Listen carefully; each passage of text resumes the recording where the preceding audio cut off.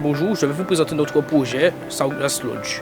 Ce projet visera à revaloriser un déchet qu'est la sargasse.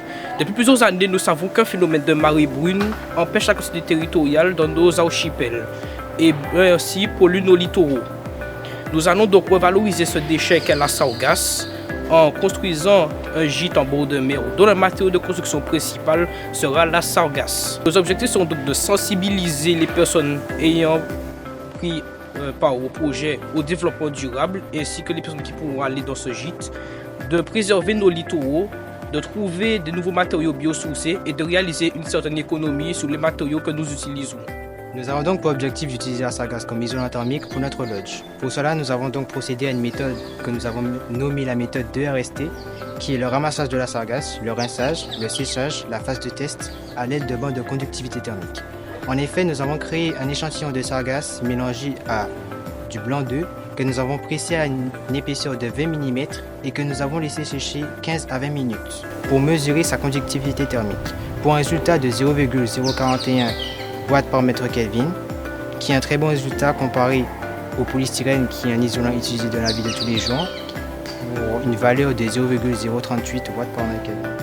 Nous allons passer à la partie structurelle de notre projet. Notre gîte est composé de deux parties, une zone de vie et une zone de stockage. La zone de vie est en bois angélique et la zone de stockage en béton.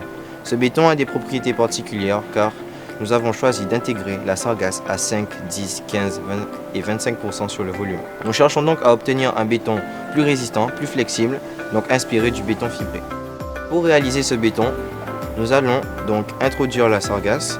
Donc nous allons nous inspirer d'un béton normal, nous allons introduire la sargasse. Après avoir réalisé ce béton, nous allons donc le laisser sécher pendant un mois pour atteindre sa forme finale. Donc après cela, nous allons tester notre béton à l'aide d'une presse hydraulique. Donc nous allons le soumettre à 2 forces de compression et voir si notre béton résiste comme un béton normal. Pour notre zone de vie, nous allons utiliser un bois angélique qui vient de Guyane, qui est coupé et certifié par l'ONF, ce qui rend notre gîte plus écologique et qui réduit notre empreinte carbone, car nous utilisons un bois qui vient de Guyane, ce qui est plus proche qu'un bois de pin qui vient d'Europe. Alors, passons à la partie énergétique de notre projet. L'objectif de notre projet est de créer un gîte agréable et qui fonctionne à 100% d'énergie propre. Mon but dans ce projet est d'aménager notre gîte pour que l'habitant ait le moins de contraintes énergétiques tout en gardant son confort. Pour cela, nous allons utiliser des panneaux photovoltaïques et une éolienne urbaine.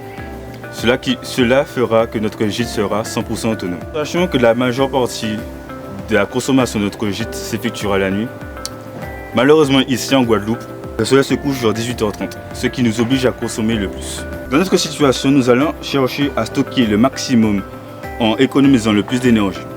Pour cela, nous allons chercher à installer des batteries solaires et des appareils à faible consommation énergétique, tels que les LED et le chauffe-eau solaire. Au-delà de leur rapport énergétique, nous cherchons à sensibiliser les habitants sur leur propre consommation d'électrique. Par la suite, nous avons conceptualisé une éolienne verticale urbaine rétractable qui permettra de produire de l'énergie électrique afin d'atteindre l'autonomie énergétique de notre lodge. Notre île, fréquemment confrontée aux vents violents lors des épisodes cycloniques, et afin d'obtenir la pénibilité de l'ouvrage, nous avons décidé de rendre cette éolienne rétractable. Tel que mentionné par mes collègues, étant donné que la zone de vie du gîte est située au R+1 et que celui-ci est placé dans une zone de pâturage très fréquentée, il est important pour nous de garantir sa sécurité. De même, il est important que les résidents puissent quitter le logement en toute sécurité en ayant la certitude que leurs affaires soient bien gardées. Pour cela, nous allons opter pour une solution de repli de l'escalier similaire à celle du pont Rolling Bridge, qui sera assurée par un système hydraulique afin de minimiser la consommation électrique du gîte.